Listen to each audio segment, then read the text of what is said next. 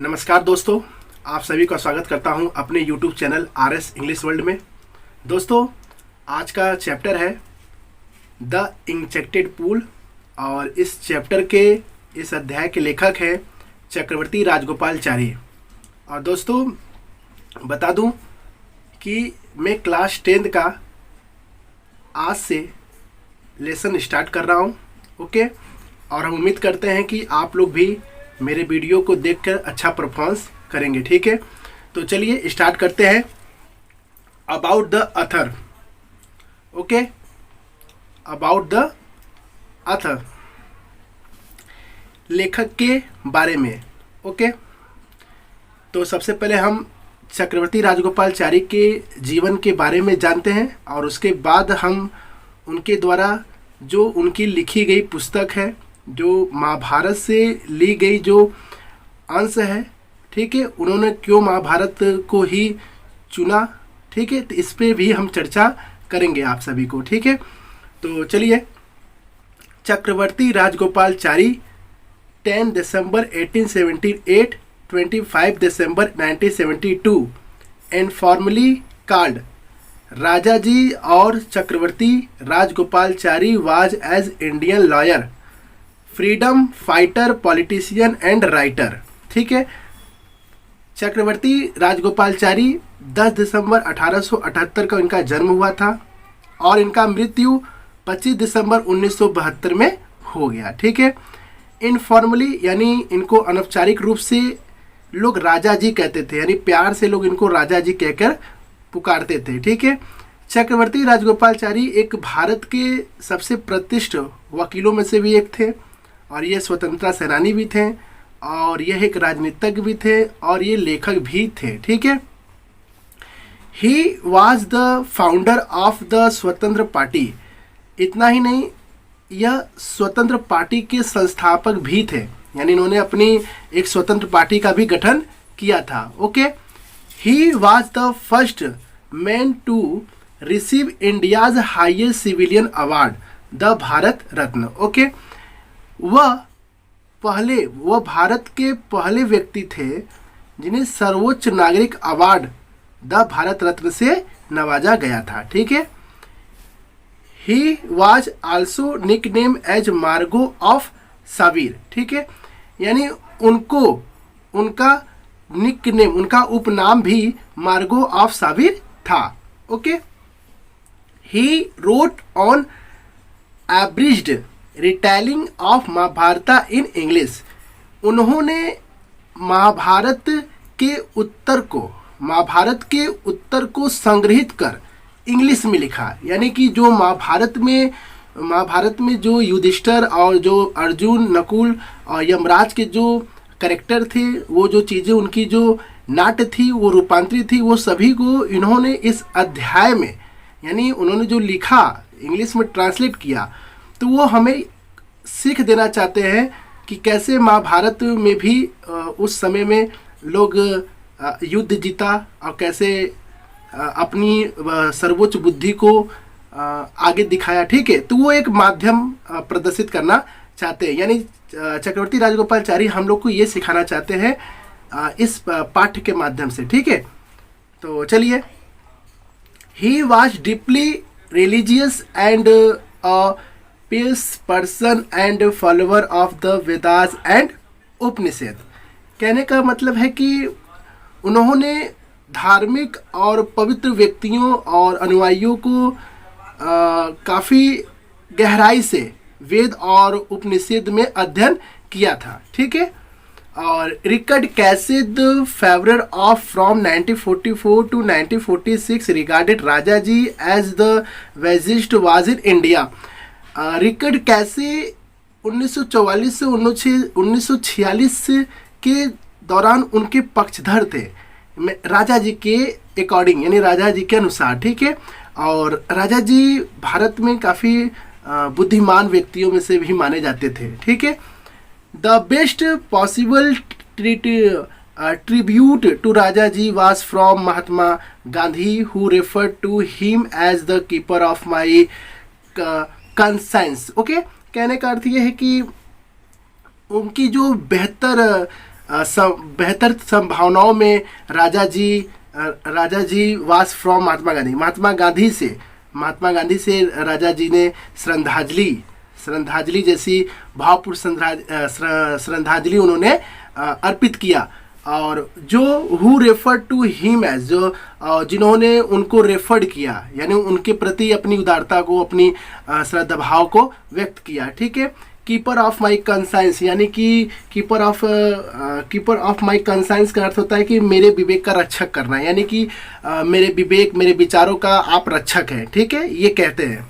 यानी कि चक्रवर्ती राजगोपालचारी कह रहे हैं कि आप मेरे विवेक का रक्षक है, यानी कि महात्मा गांधी के विवेक को लेकर के ये बोल रहे हैं कि हम आपके विवेक का रक्षक है। ठीक है, ये बताना चाहते हैं।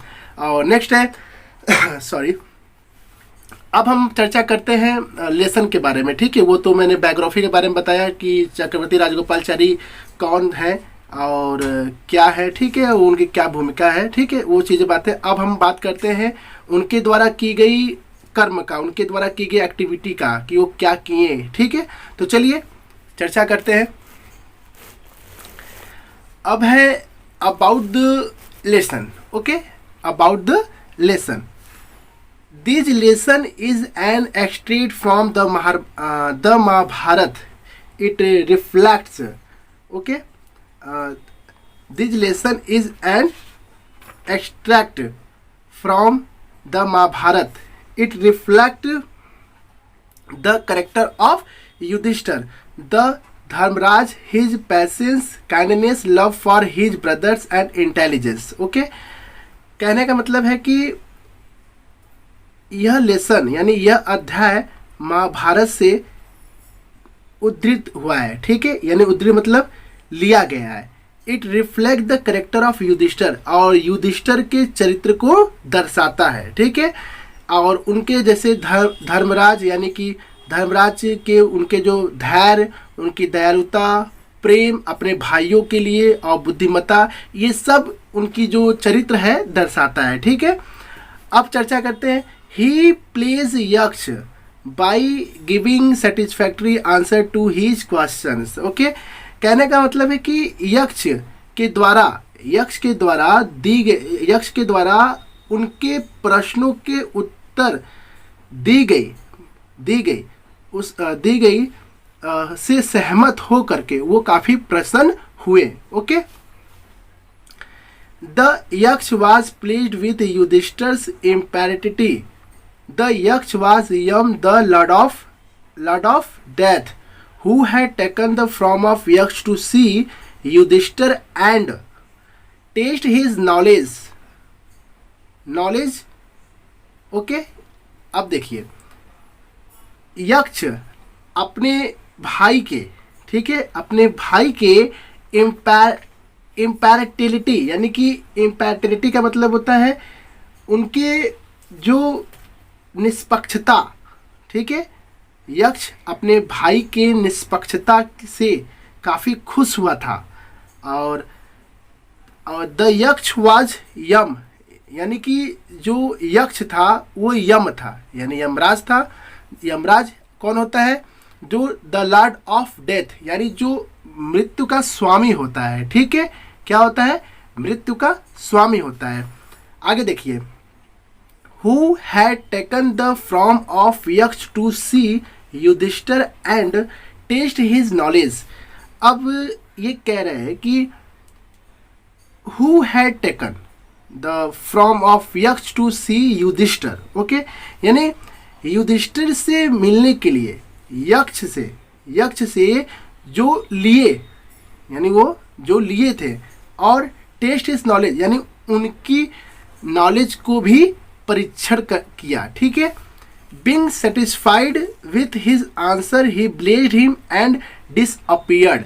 ओके, और वो सहमत हुए, वह उनके आंसर से सहमत हुए और ही ब्लेस्ड हिम, और उन्होंने उनको आशीर्वाद दिया और गायब हो गए। ठीक है, डिसअपियर्ड का मतलब होता है गायब होना, ब्लेस्ड का मतलब आशीर्वाद देना।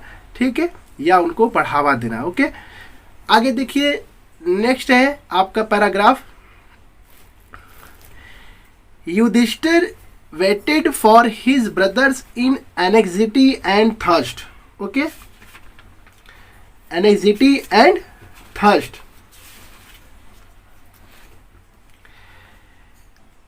युधिष्ठिर अपने भाई की चिंता में और प्यासा प्रतीक्षा कर रहे थे।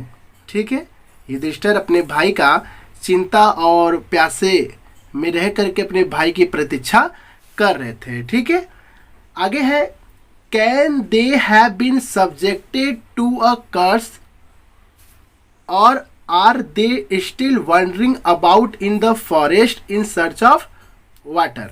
ओके, देखिए कहने का अर्थ है कि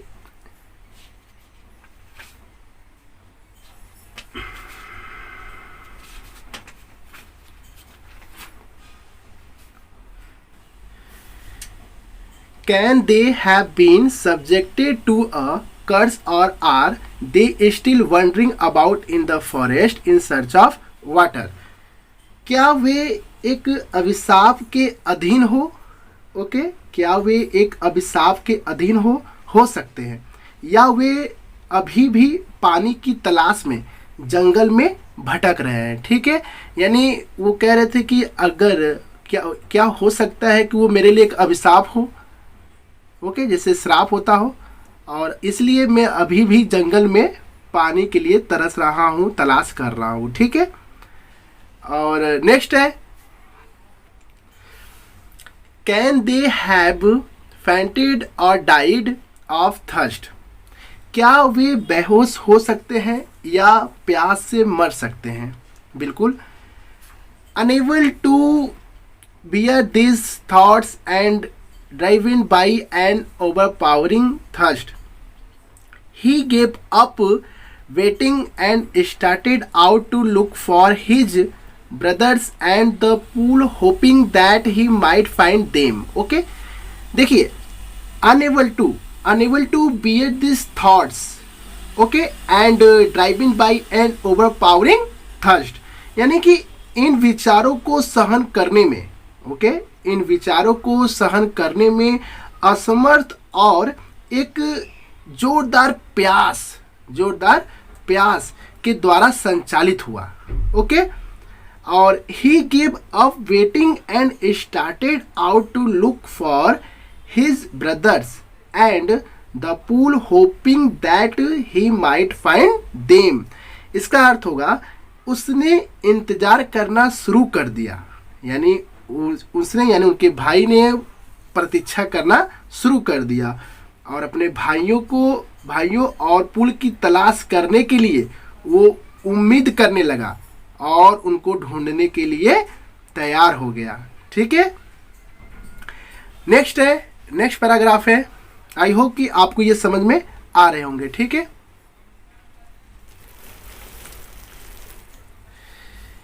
Yudhishthir proceeded in the direction his brothers had taken and kept on walking through tracks full of wild bear and spotted deer and big forest birds till he came upon a beautiful green meadow around a pool of clear water. Okay, देखिए कहने का अर्थ यह है, युधिष्ठिर उस दिशा में आगे बढ़ा, ठीक है, जो उसके भाइयों ने लिया था, और जंगली भालू से भरे ट्रैक्ट से गुजरते रहें और हिरन और बड़े बड़े जंगली जानवर, पशु पक्षी तब तक टहलाते रहें जब तक कि वह साफ पानी के कुंड के चारों ओर सुंदर हरी घास के मैदान में नहीं आ गए। ठीक है, यानी अगर मैं सामान्य भाषा में कहूँ तो कहने का अर्थ है कि वो तब तक जंगलों में टहलता रहा जब तक उसे एक स्वच्छ पानी की तालाब, या यूँ कह लिया जाए कि उसे कुआं या कोई तालाब न मिल जाए, तब तक वो भटकता रहा। ठीक है, आगे देखिए,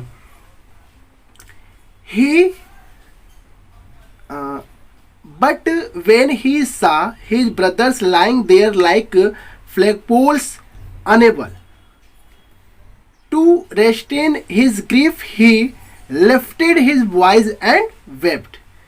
किंतु जब उसने अपने भाइयों को एक झंडे की तरह वहाँ पड़े देखा तो उसके दुख को रोक नहीं पाया। यानी जब देखा कि मेरा भाई वहाँ पर किसी मूर्छित अवस्था में गिरा हो, और उसने अपनी आवाज़ को निकाली और रोने लगा। यानी वो उसका आवाज़ जोर जोर से निकला और वो उसकी आंसुएं बहने लगी। ठीक है, आगे देखिए। He touched the face of Bhim and Arjun as they lay so still silent and moaned. Okay, उन्होंने भीम और अर्जुन के चेहरे को छुआ। Okay, he touched the face of Bhim and Arjun, sorry, उन्होंने भीम और अर्जुन के चेहरे को छुआ जैसे कि दे ले सो स्टिल, और वे तब तक साइलेंट एंड मून, यानी वो काफी शांत और चिंतित थे। Was this to be the end of all our wars? ठीक है, इसका अर्थ है कि क्या यह हमारी सभी प्रतिज्ञाओं का अंत था। ओके, नेक्स्ट है, just when our exile is about to end you have been taken away, even the gods have forsaken me in my misfortune. Okay, यानी बस जब हमारा वनवास खत्म होने वाला है तो आपको निकाल लिया गया है। ठीक है, यहाँ तक कि इवन द गॉड्स, यहाँ तक कि देवताओं ने भी मुझे अपने दुर्भाग्य में त्याग दिया। ठीक है, यानी कि ये कह रहे हैं कि आपने तो मुझे निकाल ही दिया, और मेरा दुर्भाग्य है कि देवी देवताओं भी मुझे स्वीकार नहीं किए। ठीक है, वो भी मुझे छोड़ दिए और मुझे त्याग दिए। ओके, इस तरह मतलब वो अपने किस्मत को लेकर के कोस रहे हैं। ठीक है, और नेक्स्ट है, आई होप कि हम लोग को कहीं ना कहीं महाभारत और श्री कृष्ण के क्योट्स और रामायण जैसी पवित्र पुस्तकों से हम लोग के जीवन को हमेशा परिवर्तन करते हैं और सिखाते भी हैं। ठीक है, तो चलिए आगे देखते हैं। As he looked at their mighty limbs now so helpless he sadly wondered who could have been powerful enough to kill them. Then he too descended into pool down to the water on overpowering thirst at once the voice without form want. Okay, देखिए इसका अर्थ होगा जैसा कि उसने अपने शक्तिशाली अंगों को देखा, जैसे कि वो अपने एक पावरफुल अंग को देखा कि हाँ मैं एक पावरफुल, मेरे शरीर हो गई है, मेरा अंग हो गया है। देखा, अब इतना असहाय व दुखी होकर सोच रहा था कि उन्हें मारने के लिए कौन शक्तिशाली हो सकता है। यानी वो काफ़ी असमर्थ होकर विचार कर रहा था कि अब कौन ऐसे शक्तिशाली व्यक्ति है जो मुझे मार सकता है। ठीक है, और नेक्स्ट है इसका, then he too descended into pool down to the water and overpowering thirst at once the voice without form want. Okay, फिर वह भी पूल में उतर गया, पूल यानी उस कुंड में उतर गया और पानी के लिए वो तैयार था क्योंकि प्यासा था वो। और एक बार बिना किसी आवाज़ के लिए उसे चेतावनी दी गई, मतलब उसे शायद चेतावनी दी गई थी, ये यमराज की तरफ से दिया गया चेतावनी था कि जब तक तुम मेरे सवालों का जवाब नहीं दोगे तब तक तुम्हें पानी नहीं पीने दिया जाएगा। ठीक है, तो शायद उनको कुछ सवालों का जवाब देना पड़ेगा, तब जाकर के उनको शायद आगे की राह मिलती। ठीक है, तो हम लोग नेक्स्ट जो है पार्ट 2 में आप सभी को हम बताते हैं कि चक्रवर्ती राजगोपालचारी आगे की चैप्टर में क्या बताएं। ठीक है, और पार्ट 2 में मुझे उम्मीद है बहुत अच्छा ये चैप्टर भी है क्योंकि महाभारत से रिलेटेड है। ठीक है, और बहुत अच्छे ये राजनेता भी हैं, लेखक भी हैं। ठीक है, तो दोस्तों आपको यदि वीडियो पसंद आएंगे तो प्लीज़ लाइक करिए और शेयर करिए और सब्सक्राइब भी करिए। दोस्तों आप ज़्यादा से ज़्यादा शेयर करिए, क्योंकि देखिए एक एफर्ट आपके तरफ से मेरे तरफ से होनी चाहिए। ठीक है, और सही काम के लिए हमेशा सबको सपोर्ट करना चाहिए। ओके, तो कमेंट भी करें दोस्त, कमेंट बहुत ज़रूरी है। Comment is so most for me and for you. Okay, तो please thanks all of you and thanks for watching my video and God bless you all. Okay, thanks all of you.